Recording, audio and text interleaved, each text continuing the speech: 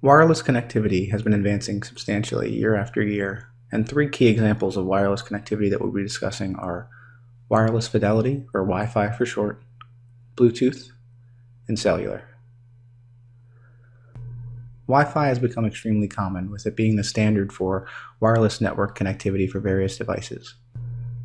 Whether it's a smartphone, laptop, desktop, or even an aftermarket thermostat, chances are it'll have the ability to connect with a Wi-Fi network to perform various actions. This trend will continue as the Internet of Things continues to push more and more devices onto the Internet. There have been numerous advances on the Wi-Fi standard, each bringing with them more improvement to devices that conform to the standard.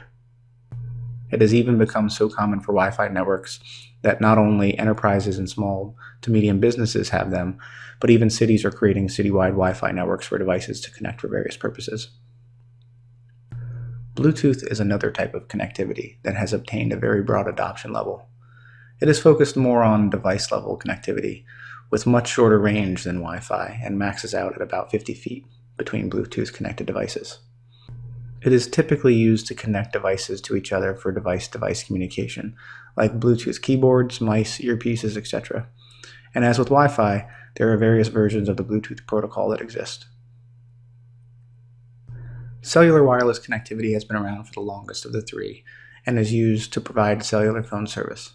It was invented during the time when telephones were simpler devices that simply carried voice communications between connected phones. But non-voice data has become much more common with the creation of smartphones.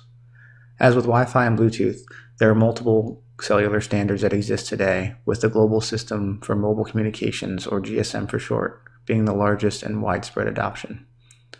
Wireless connectivity greatly enables people to connect with each other and other information more freely than being physically connected to a network, but that freedom does come with some security risks, such as networks are now accessible outside of corporate walls when wireless connectivity is available.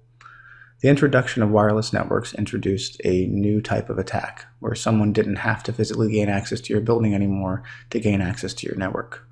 All they had to do now is sit in their car, sit on a park bench, or anything else that's completely normal for a person to do, as long as they were close enough to your wireless network to gain access to your sensitive assets. Another issue is when assets that are guests on your network are now commingled with your organization's assets, as it introduces the same risks as the first concern. Depending on the configuration of the wireless network, it could allow for clear text authentication, which could also allow attackers to easily identify legitimate credentials to gain access remotely. Even when authentication isn't in the clear, weak authentication mechanisms such as wired equivalent privacy, or WEP for short, which can be easily broken, are not much more effective at protecting your sensitive assets from attackers. Even some stronger security mechanisms, like Temporal Key Integrity Protocol, or TKIP for short, which was invented to replace WEP, have been compromised. Attackers that are able to compromise TKIP can inject arbitrary frames of data to compromise other systems, further enabling their attacks.